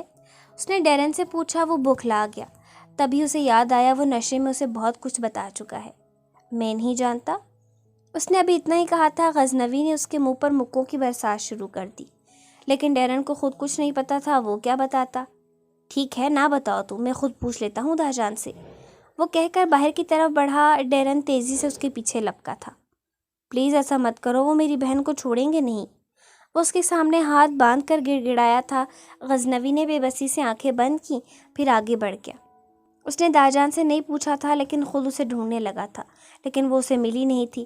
تھک ہار کر وہ حویلی آ گیا تھا اور وہ اسے وہاں ملی تھی جہاں اس نے گمان بھی نہ کیا تھا۔ وہ اسے دیکھتے دیکھتے سو گیا تھا، لیکن جب وہ صبح اٹھا تو یزدان کے روپ میں تھا۔ اسے بھول چکا تھا کہ وہ یہاں کیسے آیا۔ دلاویز اس کے جاگنے سے پہلے کمرے سے نکل گئی تھی اور یزدان سے بچ گئی تھی۔ کیوں کیا آپ نے ایسا؟ وارث کے سامنے آج غزنوی نے سر نہیں جھکایا ہوا تھا، بلکہ غصے سے ان کی آنکھوں میں آنکھیں گاڑے ہوئے تھا۔ وارث کو غصہ تو بہت آیا، لیکن وہ جان بوجھ کر غزنوی کے ساتھ پنگا لینے کی ہمت اب نہیں رکھتا۔ تمہاری بھلائی کے لیے کیا تھا۔ اس کی بات پر وہ استہزائیہ ہنسا۔ ایسی بھلائی آئندہ مت کیجیے گا۔ یہ تم کس لہجے میں مجھ سے بات کر رہے ہو؟ وارث نے اس پر رعب جمانا چاہا۔ معافی چاہتا ہوں، لیکن میری ایک بات یاد رکھیے گا، اگر آپ نے اس لڑکی کو مجھ سے چھینا تو میں خود کو آپ سے چھین لوں گا۔ وہ کہہ کر رکا نہیں تھا، تب پورچ میں اس کا سامنا زریاب سے ہوا تھا۔ رکو۔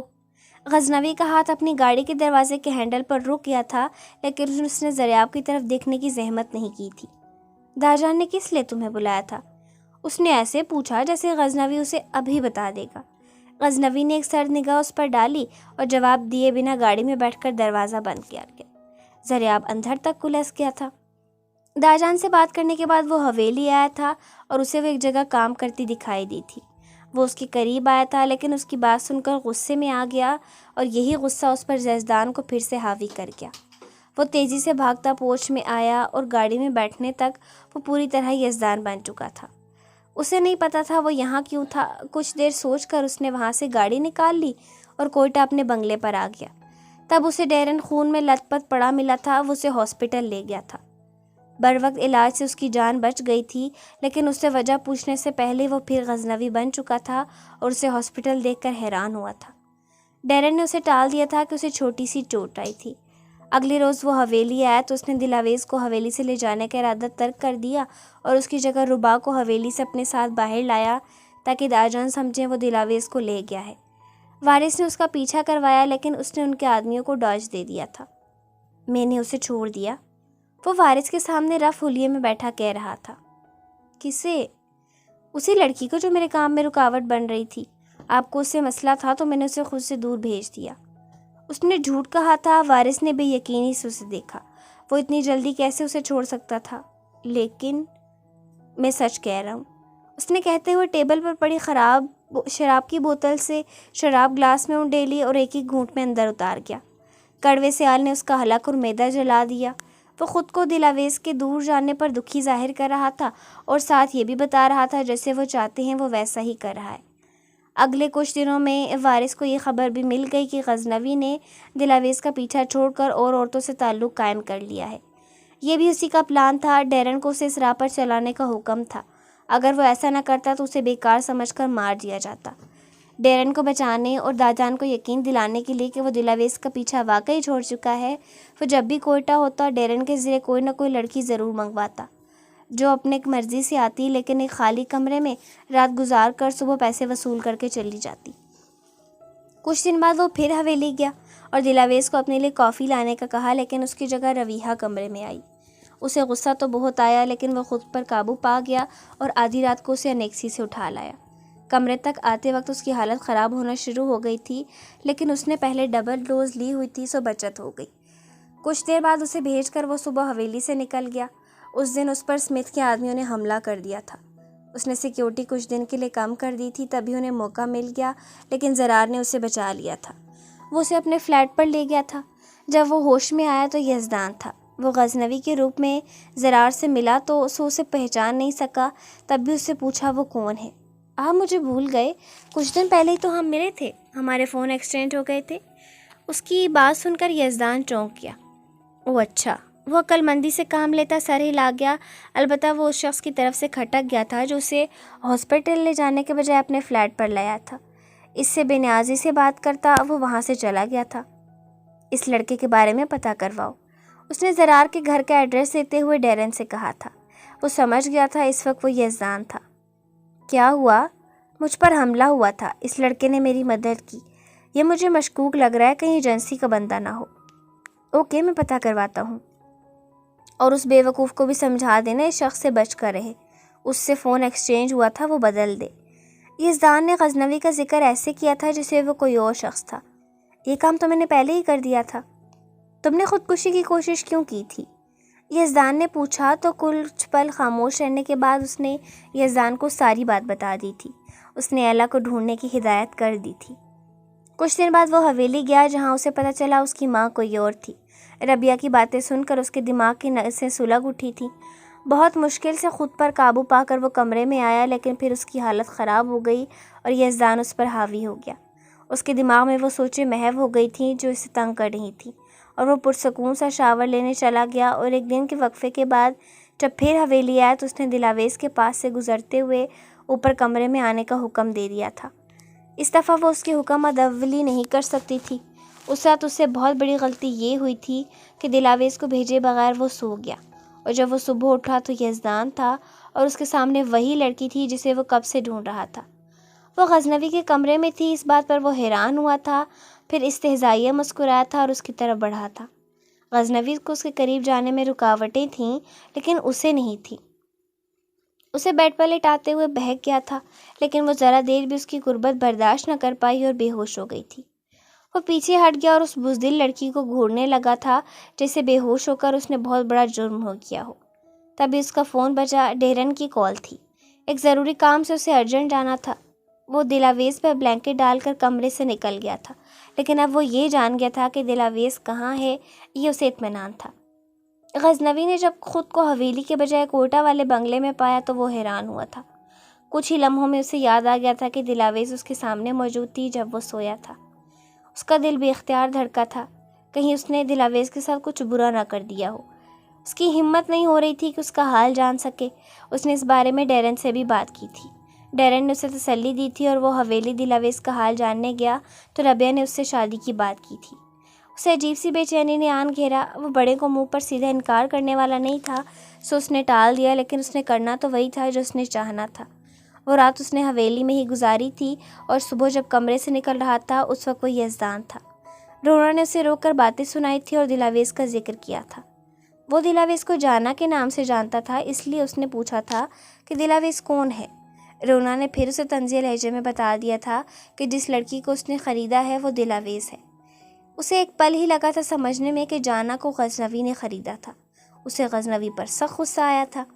جانا تو اس کی محبت تھی، غزنوی نے اس کی قیمت لگانے کی ہمت کیسے کی تھی؟ اور وہ لیو، وہ اسے کہتا رہا اسے اس لڑکی کے بارے میں معلوم نہیں۔ یہ تو ہو ہی نہیں سکتا تھا کہ لیو نے اس کام میں غزنوی کی مدد نہ کی ہو۔ اسے یہ بھی سمجھ آ گئی تھی کہ جانا کو اس سے دور رکھنے میں لیو کی بھی مدد شامل تھی۔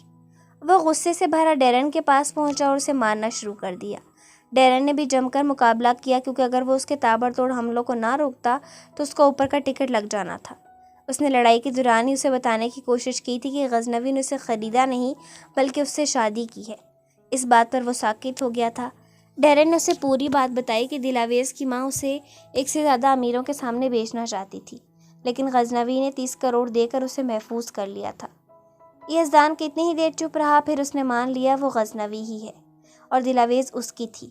پہلے بھی وہ یہ دل ہی دل میں مانا ہوا تھا، لیکن اکڑ کی وجہ سے منہ سے نہیں کہتا تھا، لیکن تب اس نے ڈیرن سے کہہ دیا تھا کہ وہ یہ قبول کرتا ہے کہ وہی غزنوی ہے، اور یہ بھی بتایا کہ دلاویز کو اس سے کوئی نقصان نہیں پہنچے گا، بلکہ دلاویز تو اس کا جنون تھی، وہ اسے خراش بھی نہیں آنے دے سکتا تھا۔ ڈیرن نے اس سے پوچھا تھا کہ وہ دلاویز سے کب ملا اور اسے کیسے محبت ہوئی، تو اس نے کچھ نہ بتایا تھا۔ ڈیرن نے یہ بات غزنوی کو نہیں بتائی تھی کہ یزدان دلاویز سے محبت کرتا ہے، کیونکہ یزدان ایگریسو اور جنونی تھا، وہ کسی سے کیسے محبت کر سکتا تھا۔ اگر وہ یہ بات غزنوی کو بتاتا تو پھر غزنوی سمجھ جاتا اس کا دوسرا روپ اتنا خطرناک نہیں جتنا بتایا گیا ہے، اور یہ بات وارث کے خلاف جاتی تھی۔ ڈیرن خوف کے باعث اسے یہ نہیں بتا سکتا تھا۔ چنانچہ جب وہ دوبارہ حویلی گیا تو اس نے دلاویز کو اپنے قریب آنے سے منع کر دیا، اور جب وہ پھر حویلی گیا تب یزدان تھا، اور اس وقت دلاویز پر ربیہ ظلم کے پہاڑ توڑ رہی تھی۔ یزدان یہ کیسے برداشت کر سکتا تھا؟ وہ جنونی پن جس پر وہ گزرتے وقت کے ساتھ کنٹرول حاصل کر چکا تھا پھر اود کر آیا اور اس نے سلطانہ کو مارنے کی کوشش کی، لیکن رونا کے دلاویز کی طرف دھیان دلانے پر اسے ربیہ کو چھوڑنا پڑا۔ وہ دلاویز کو لے کر حویلی سے چلا گیا اور علی کی مدد سے، جس کے بارے میں نہ غزنوی جانتا تھا، ڈیرن نے ایک فلیٹ حاصل کر لیا۔ وہاں وہ دلاویز کے ساتھ جب تک رہا جاگتا رہا، کیونکہ وہ جانتا تھا اگر وہ سو گیا تو غزنوی بن جائے گا، اور اسے غزنوی پر بھی سخت غصہ تھا۔ اس کے ہوتے ہوئے بھی دلاویز کے ساتھ برا ہوا تھا۔ جب دلاویز نے خوف سے چیختے ہوئے اسے خود سے دور جانے کا کہا تو وہ مان گیا تھا، کیونکہ وہ غزنوی نہیں تھا اور وہ دلاویز سے محبت کرتا تھا۔ اس کی بات کیسے نہ مانتا؟ کوئٹہ والے فلیٹ پر واپس آنے کے بعد ڈیرن نے اسے بتایا تھا کہ بہت سے کام پینڈنگ پر پڑے ہیں، لیکن تب وہ آرام کرنا چاہتا تھا۔ رات پھر سونے کے بعد جب وہ اٹھا تو وہ غزنوی تھا۔ اسے نہیں پتا تھا یزدان کے روپ میں وہ کیا کیا کر چکا ہے۔ وہ حویلی دلاویز کے لے گیا تھا، لیکن ربا نے اسے بتایا وہ اسے لے گیا ہے۔ اس نے ڈیرن کو فون کر کے اسے بتایا کہ یزدان اسے لے گیا۔ تب ڈیرن نے اسے تسلی دی تھی کہ وہ فکر مت کرے، ڈیرن اسے نقصان نہیں پہنچائے گا۔ غزنوی نے اس پر یقین نہیں کیا تھا اور دلاویز کو ڈھونڈنے کی کوششیں شروع کر دی، لیکن اس سے پہلے دلاویز زرار کے ہاتھ لگ گئی۔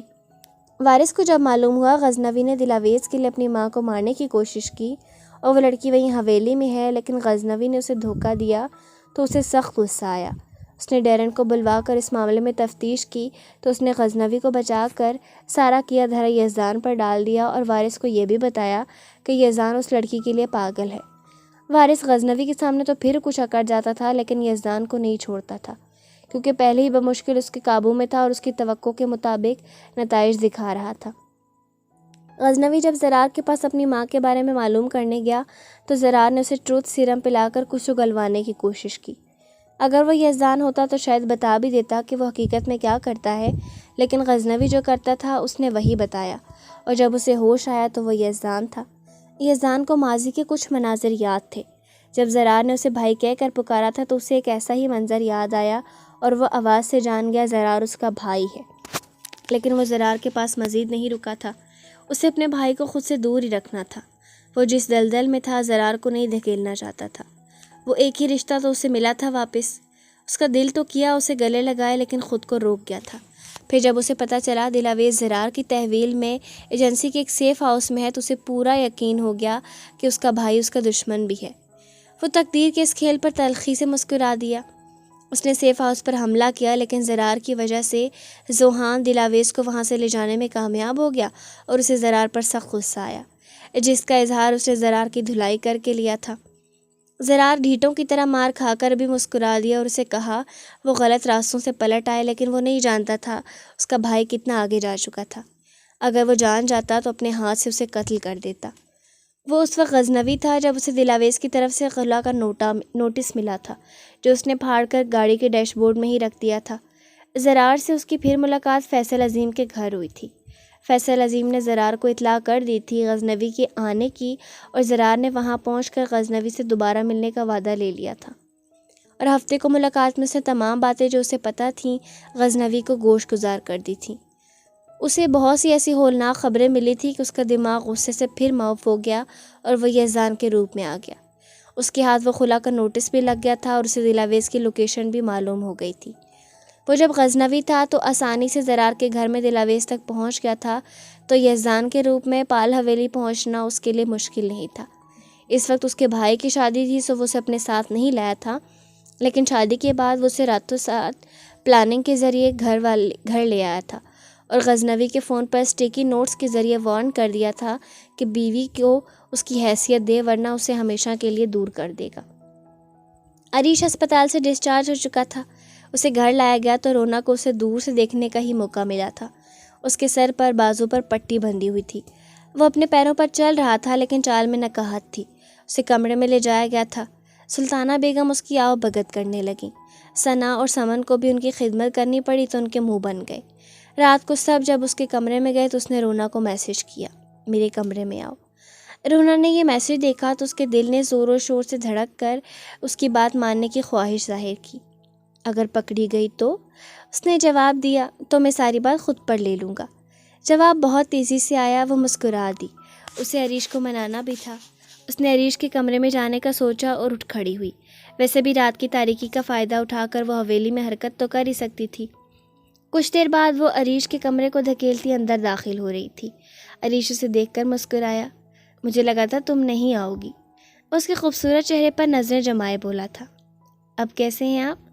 وہ اس کی بات نظر انداز کر کے بولی۔ دیکھ لو جیسا بھی ہوں تمہارے سامنے ہوں۔ اس نے کہا، میرا مطلب طبیعت کیسی ہے؟ درد تو نہیں ہو رہا کہیں؟ ہاں ہو تو رہا ہے۔ اس نے بے چاری سی شکل بنائی۔ کہاں ہو رہا ہے؟ رونا نے پریشانی سے پوچھا۔ سر میں، پاس آ کر تھوڑا دبا دو تو ٹھیک ہو جائے گا۔ اس نے فرمائش کی۔ یہ بیرونی چوٹ ہے سائیں، ہاتھ لگانے سے دکھے گا۔ رونا نے اس کی عقل پر افسوس کیا۔ ہاں وہ تو دائیں طرف ہے، بائیں طرف اندرونی درد ہو رہا ہے۔ اس نے مسکراہٹ دبائی۔ رونا نے کچھ پل الجھ کر اسے دیکھا، پھر اس کے قریب آ کر بیڈ کے کنارے بیٹھ گئی اور ہاتھ بڑھا کر سر کے بائیں حصے کو دیکھنے لگی۔ عریش اسے مبہوت سا دیکھنے لگا اور یہ احساس ہوا تو وہ جذبز ہونے لگی۔ مجھے آپ سے ایک بات کہنی تھی۔ اس نے اپنے مطلب کی بات شروع کی۔ کیا؟ سوری، وہ نظر جھکاتی بولی۔ کس لیے؟ اس نے پوچھا لیکن وہ کچھ نہ بولی تو وہ مسکرا دیا۔ تو مطلب تم غلط تھی؟ آپ بھی غلط ہیں، اس نے جتایا۔ وہ گہری سانس بھر کر رہ گیا اور اس کی کلائی تھام کے اپنی طرف کھینچا۔ وہ بے ساختہ اس کے سینے پر جھک گئی۔ ان دونوں کے چہروں میں بہت کم فاصلہ رہ گیا تھا۔ رونا نے حیرت سے اسے دیکھا۔ سائیں آپ کا بازو؟ وہ پریشان سی پیچھے ہٹنے کی کوشش کرتی بولی، لیکن عریش دوسرا بازو اس کے گرد حمائل کر چکا تھا اور جس ہاتھ سے اس نے رونا کو کھینچا تھا اس پر پٹی بندھی تھی۔ بھاڑ میں گیا بازو۔ مجھے یہ بتاؤ، اگر کسی کی تم جیسی خوبصورت بیوی ہو تو وہ کیسے اس سے دور رہ سکتا ہے؟ وہ بالکل بھی سیریس نہیں تھا۔ رونا کے گال سرخ ہوئے۔ یہ آپ میری توہین کر رہے ہیں؟ اور وہ کیسے ملکہ عالیہ؟ آپ کے نزدیک صرف خوبصورتی کی اہمیت ہے؟ آپ عورت کو سمجھتے کیا ہیں؟ کل کسی اور سے دل لگایا اور آج کسی اور سے۔ وہ پیچھے ہٹتے ہوئے بولی، میں نے تو ابھی تک تم سے دل نہیں لگایا۔ عریش نے ابھی اپنی محبت کا اظہار کرنا مناسب نہ سمجھا۔ تو پھر یہ سب کیا ہے؟ رونا، یہ ضروری نہیں جس سے محبت ہو اسی سے شادی ہو، اور یہ بھی ضرورت نہیں کہ محبت کر کے ہی شادی کی جائے۔ جو محبت شادی کی بعد ہوتی ہے وہ بہت مضبوط ہوتی ہے، اور ازدواجی تعلق کو نبھانے کے لیے محبت سے زیادہ احساس کی ضرورت ہوتی ہے۔ کئی ایسے لوگ ہیں جنہیں اپنے لائف پارٹنر سے محبت نہیں ہوتی اور وہ زندگی گزار دیتے ہیں۔ یہ دنیا ہے رونا، یہاں کچھ بھی پرفیکٹ نہیں، کسی نہ کسی کی کوئی نہ کوئی حسرت رہ ہی جاتی ہے۔ اس کا یہ مطلب نہیں کہ انسان اس حسرت کے پیچھے اپنی زندگی برباد کر لے۔ انسان کو حالات کے ساتھ سمجھوتا کرنا آنا چاہیے۔ عریش نے نرمی سے اسے سمجھایا۔ یہ باتیں حقیقت سے قریب تھیں اور اس کے دل کو بھی لگیں۔ لیکن آپ پہلے ہی کسی اور سے محبت کرتے ہیں، اور میں اپنے دل کو کیسے راضی کروں اس شخص کے لیے جس کے دل میں میرے لیے جگہ ہی نہ ہو؟ کس نے کہا جگہ نہیں ہے؟ اور کہو تو چھوڑ دوں اپنی محبت کو؟ کیا؟ یہ آپ کیا کہہ رہے ہیں؟ رونا شدید حیرت سے بولی۔ مطلب یہی کہ میرے لیے بیوی کی اہمیت زیادہ ہے کسی غیر محرم سے۔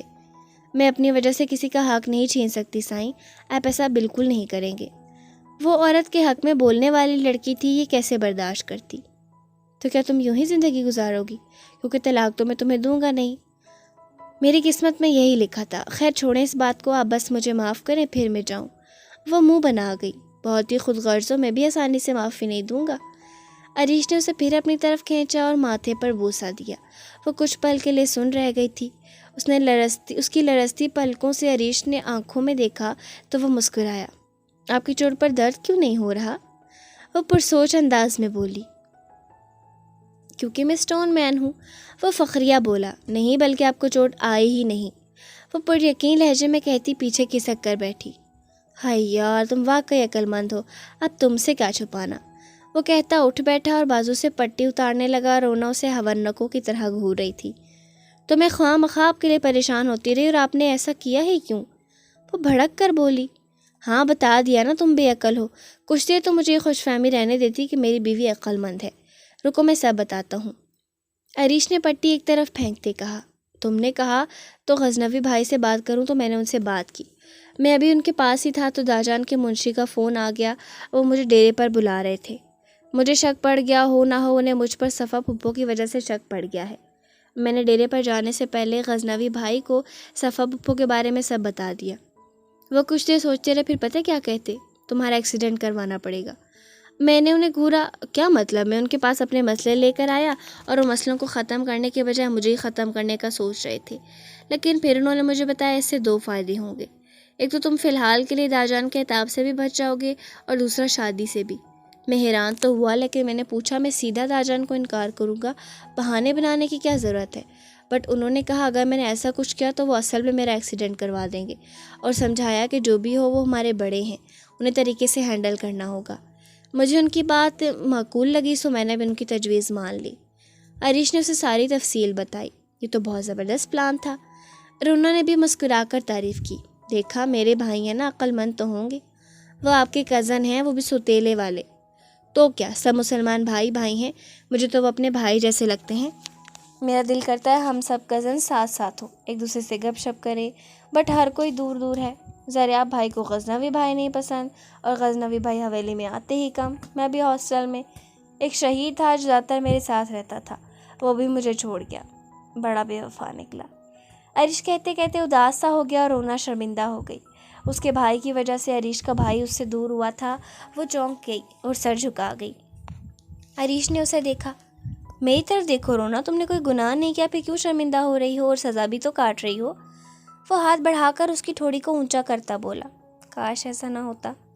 وہ بس یہی کہہ سکی تھی، اللہ کو جو منظور، اس کی موت ایسے ہی لکھی تھی۔ تم یہ بتاؤ تھکی تو نہیں؟ نہیں تو، وہ تعجب سے بولی۔ چلو پھر آج ساری رات باتیں کرتے ہیں، وہ پرجوش سا بولا۔ ہم لورز نہیں ہیں سائیں، اور مجھے بہت نیند آتی ہے، بلکہ ابھی تھوڑی تھوڑی آ رہی ہے۔ ساری زندگی پڑی ہے سونے کے لیے، اور لور کی کیا بات کرتی ہو؟ ساتھ رہیں گے تو لورز بھی بن جائیں گے۔ اس نے رونا کو آنکھ ماری۔ اس نے کچھ کہنے کے لیے منہ کھولا ہی تھا کہ عریش نے روک دیا۔ پلیز اب مجھے یہ مت بتانا میں کسی اور کو پسند کرتا ہوں، عریش نے اکتا کر کہا۔ وہ چپ ہو گئی، وہ یہی کہنے والی تھی، اور کچھ دیر میں سب بھول کر اس سے باتوں میں مگن ہو چکی تھی۔ ڈیرن ایلا کے پاس جیلم پہنچ چکا تھا۔ وہ اسے کسی ہاسٹل میں بھیجنا چاہتا تھا، لیکن اتفاق سے انہیں ایک بزرگ ٹکرا گئے جن کا لہجہ بہت مشفق تھا۔ ان کا دنیا میں کوئی نہیں تھا۔ انہوں نے ایلا اور ڈیرن کو اپنے پاس 1 دن کے لیے رکنے کا کہا۔ پھر جب انہیں پتہ چلا کہ ڈیرن ایلا کو چھوڑ کر چلا جائے گا تو انہوں نے ایلا کو اپنے پاس رکنے کا کہہ دیا تھا۔ ایلا مان گئی تھی، سو ڈیرن کو بھی ماننا پڑا۔ ڈیرن نے زبردستی ان کو کچھ پیسے دے دیے تھے تاکہ وہ ایلا کی دیکھ بھال کر سکیں، لیکن ان کی اتنی آمدن ہو جاتی تھی کہ 2-3 لوگوں کا گزارا ہو سکتا، لیکن ان کے پاس کوئی نہیں تھا۔ اب انہیں ایلا کی صورت میں بیٹی مل گئی تھی۔ ڈیرن اسے ان کے پاس چھوڑ کر پھر غزنوی کے لیے واپس آ گیا تھا، لیکن یونیورسٹی پر حملے کے بعد غزنوی نے اسے پیغام دے دیا تھا کہ وہ روپوش ہو جائے، اور روپوش ہونے کے لیے جیلم میں اس بزرگ کا گھر بہترین جگہ تھی۔ ڈیرن کو پیسوں کی کمی نہیں تھی اور وہ ان پر بوجھ بنتا، سو وہ جیلم میں ان کے گھر آ گیا۔ اسے ایلا کو دیکھ کر حیرت ہوئی۔ وہ سر پر سکارف لیے ہوئے تھی، اور اس نے ڈیرن کو سلام کر کے مزید حیران کر دیا تھا۔ تو تم مسلمان ہو گئی ہو؟ ہاں بھائی، مجھے امید ہے آپ اعتراض نہیں کریں گے۔ نہیں، یہ تمہاری زندگی ہے، تمہیں جو ٹھیک لگے تم کرو، ڈیرن نے کندھے اچکا کر کہا۔ مجھے اسلام آپ کے لیے بھی ٹھیک لگا ہے بھائی، یقین کریں ایسا لگتا ہے جیسے سب کچھ مل گیا، جیسے مجھے نئی زندگی مل گئی ہو۔ میں اس قابل نہیں ہوں۔ ڈیرن کی آنکھوں کے سامنے اس کے تمام جرم آئے تھے۔ انسان کو جب خدا کے قریب ہونے کا موقع ملتا ہے تو شیطان اسے اس کے گناہ یاد کرواتا ہے اور بتاتا ہے وہ خدا سے قریب ہو ہی نہیں سکتا اور اسے اپنی کوئی نیکی یاد نہیں آتی۔ یونیورسٹی میں جیسے اس نے ظالموں کا ساتھی ہوتے بھی ان کو ختم کیا، چاہے ایک لڑکی کے لیے ہی، لیکن وہ جانتا ہی نہیں تھا اس نے کتنے معصوموں کی زندگی بچا لی تھی۔ جو ایک ناحق قتل کرے وہ ساری انسانیت کا قتل کرتا ہے، اور جو ایک انسان کو بچائے وہ پوری انسانیت کو بچاتا ہے۔ اس کا یہ اچھا کام خدا کو پسند آ گیا تھا اور خدا نے اسے ہدایت دینے کا فیصلہ کر لیا تھا۔ پھر وہ جس بات کا فیصلہ کر لے تو کون ہے جو اسے روک لے؟ ایسا مت کہیں، آپ نے حالات کی وجہ سے کچھ برا کیا بھی ہوگا، لیکن مجھے آپ میں اچھائی نظر آتی ہے۔ پتہ ہے میں بھی یہ سمجھتی تھی کہ میں ناپاک ہوں، مسلمان بننے کے قابل نہیں، لیکن بابا نے مجھے بتایا کہ میں مسلمان ہونے کے قابل ہوں۔ اللہ بندے سے 70 ماؤں سے بھی زیادہ پیار کرتا ہے۔ اگر انسان توبہ کر کے تو وہ معاف کر دیتا ہے، اور اگر آپ مسلمان ہو جائیں تو پچھلی زندگی کے ہر گناہ کو معاف کر دیا جائے گا۔ ایلا نے اسے نرمی سے سمجھایا۔ وہ خاموشی سے سنتا، لب چباتا رہا۔ وہ اپنے مذہب کے زیادہ قریب نہیں تھا، نہ اسے اسلام کے بارے میں زیادہ پتہ تھا۔ اسے اسلام کو جاننے کے لیے بھی ابھی کچھ وقت چاہیے تھا۔ ابھی کوئی فیصلہ کریں پہلے اچھی طرح سوچ لیں۔ ایلا نے کہا، میں اسلام کو جاننا چاہتا ہوں۔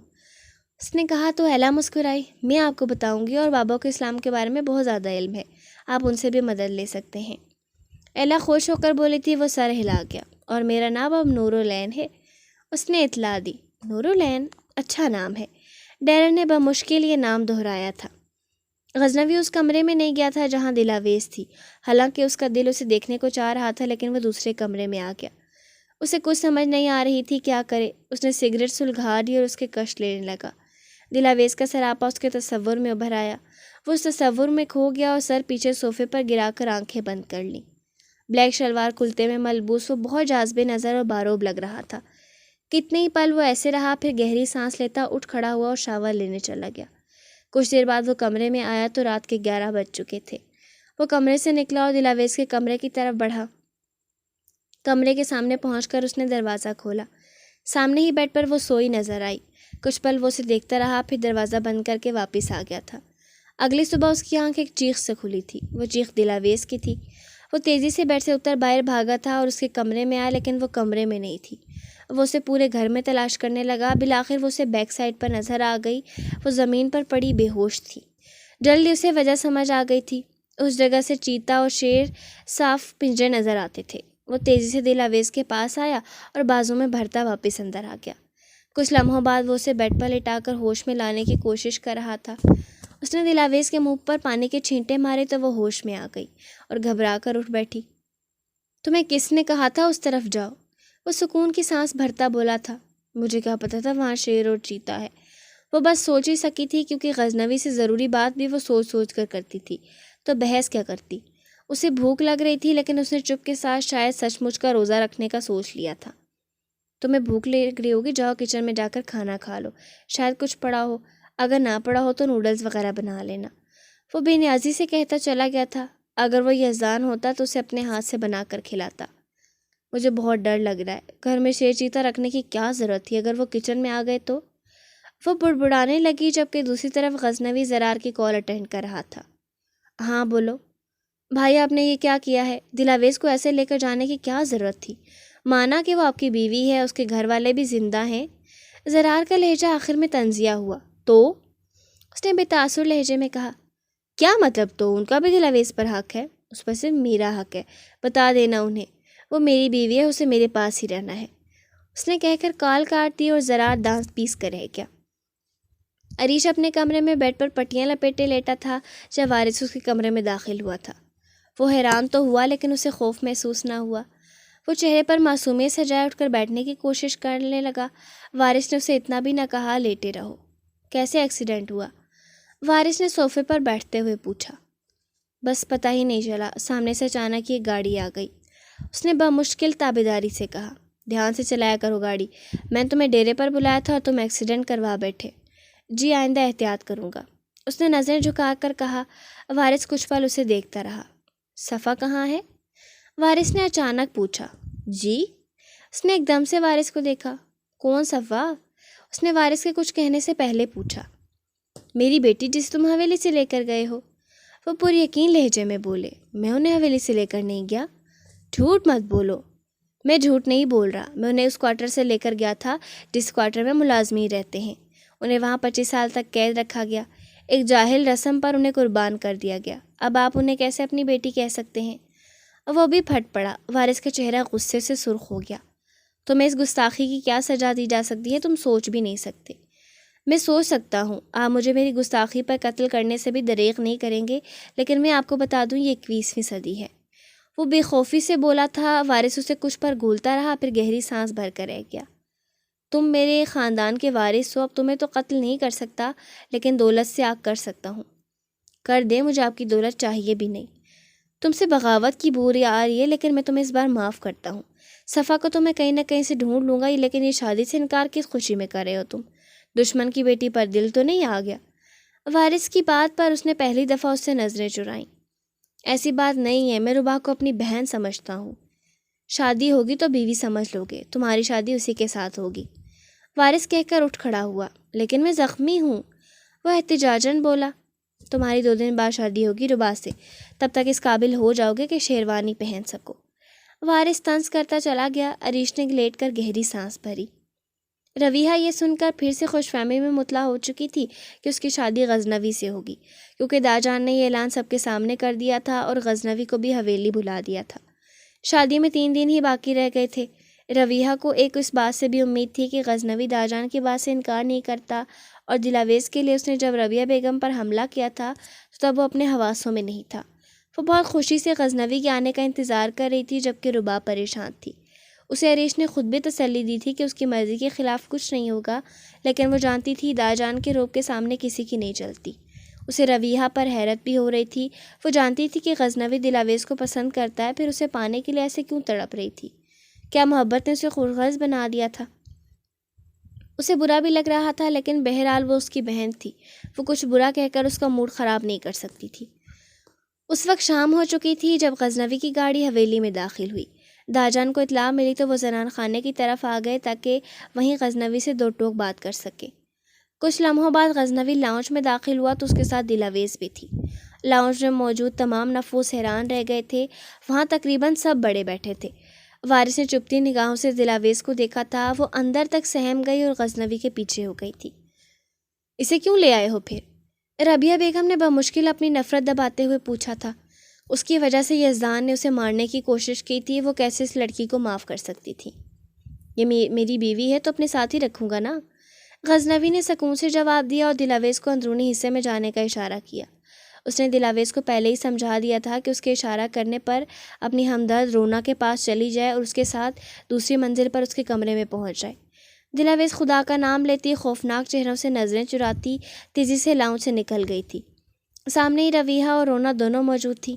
رونا حیرت سے اسے گور رہی تھی، جبکہ رویہ صدمے سے۔ وہ دونوں غزنوی کی بات سن چکی تھی۔ گھنی مسنی، تو تم سردار غزنوی کی بیوی تھی؟ رونا اس کے قریب پہنچ کر آہستہ آواز میں غرائی۔ دلاویز نے گھبرا کر رویہ کو دیکھا جو عجیب سی نظروں سے اسے دیکھ رہی تھی۔ جواب دو مجھے، میں تمہارے لیے خوار ہوتی رہی اور سردار غزنوی کو بھی باتیں سنا دی کہ وہ کون ہوتا ہے تم پر حق جتانے والا۔ مجھے کیا پتا تھا وہ تمہارا شوہر تھا۔ رونا کا بس نہیں چل رہا تھا کیسے اس پر غصہ نکالے۔ وہ سر جھکا گئی اور کچھ نہ بولی۔ اب کچھ پھوٹو گی بھی منہ سے یا نہیں؟ کب نکاح ہوا تھا تم دونوں کا؟ جب سردار غزنوی نے مجھے خریدا تھا، میری درخواست پر انہوں نے مجھ سے نکاح کیا۔ میں اپنا غرور کھونا نہیں چاہتی تھی۔ دلاویز نے مجرموں کی طرح بتایا، اور رویہ کو وہ پل یاد آ رہے تھے جب وہ دلاویز کو بتا رہی تھی کہ سردار اس جیسی لڑکیوں کو صرف استعمال کرتے ہیں، بیوی کا مقام نہیں دیتے۔ تو تم مجھے بھی یہ بتا سکتی تھی کہ تم سردار کی بیوی ہو۔ رونا کو اسی کا غم کھائے جا رہا تھا کہ اس نے یہ بات پہلے کیوں نہ بتائی۔ بات جو بھی ہو، میری حیثیت ان کے لیے ویسی ہی ہے۔ وہ تلخی سے بولی۔ شٹ اپ، بے وقوفی کی باتیں مت کرو، چلو میرے ساتھ۔ رونا اسے گھسیٹتی اپنے ساتھ لے کر جانے لگی۔ مجھے اوپر جانا ہے، دلاویز نے گڑبڑا کر کہا۔ اوہو، وہ کیوں؟ رونا نے اسے شرارتی نگاہوں سے دیکھا۔ سائیں کا حکم ہے، اس نے معصومیت سے بتایا۔ اف، تمہارے قربان ہونے کو جی چاہتا ہے۔ رونا نے اس کے گال کھینچ کی۔ دلاویز جھینپ گئی۔ او یاد آیا، چچا نے بتایا تھا کہ تم ان کی بیٹی ہو، میں تو اس اتفاق پر حیران رہ گئی تھی۔ اوپر جاتے ہوئے رونا نے بتایا، تمہاری بابا سے بات ہوتی ہے نا؟ پلیز میری ان سے بات کروا دو، وہ بہت پریشان ہو رہے ہوں گے۔ کیوں، کیا ہوا؟ سایہ مجھے زبردستی وہاں سے لائے ہیں، اس نے اداسی سے بتایا۔ اوہ، یہ سردار صرف اپنی کرنے والا ہے، رونا نے ناک چڑھا کر کہا۔ فکر مت کرو، میں تمہاری بات کروا دوں گی ان سے، لیکن ایک بات کہوں تمہارے فائدے کی ہے، کوئی لڑکی ساری زندگی ماں باپ کے ساتھ نہیں رہ سکتی۔ سردار غزنوی تمہارے شوہر ہیں، تمہیں ان کے ساتھ ہی رہنا چاہیے۔ البتہ تم طریقے سے انہیں ہینڈل کر کے اپنے والدین سے بھی رابطہ رکھ سکتی ہو، لیکن تم تو ہو ہی صدا کی بے وقوف، تمہیں بس سردار غزنوی سے ڈر ہی لگتا رہتا ہے۔ تم کہتی ہو وہ تمہیں مارنا چاہتے ہیں، لیکن تمہاری وجہ سے انہوں نے اپنی ماں کو مارنے کی کوشش کی تھی۔ رونا نے اسے بتایا تو وہ حیرت سے رک گئی۔ کیا؟ ہاں، بی بی جان نے تمہیں جس بے دردی سے مارا تھا، اس سے زیادہ بے دردی سے سردار نے ان پر حملہ کیا تھا۔ میں نے تمہارے لیے ان کی آنکھوں میں جنون دیکھا ہے۔ وہ تھوڑے عجیب اور مغرور ہیں، لیکن صرف تمہارے ہیں۔ سوچو تو صحیح، انہیں کھو دینا بے وقوفی نہیں ہوگی؟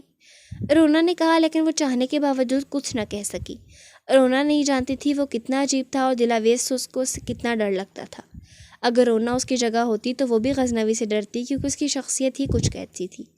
دلاویز کے خیال میں تو اس کی قسمت پھوٹی تھی جو وہ غزنوی کے سامنے آ گئی تھی اور غزنوی نے اسے اپنے شکنجے میں جکڑ لیا تھا۔ اس کے لیے غزنوی سے زیادہ ماں باپ کا ساتھ زیادہ اچھا تھا۔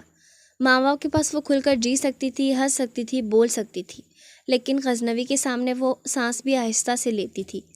اسے یہ خوف والی فضا نہیں چاہیے تھی، لیکن ڈر کے مارے وہ غزنوی کی حکم عدلوی اور احتجاج بھی نہیں کر سکتی تھی۔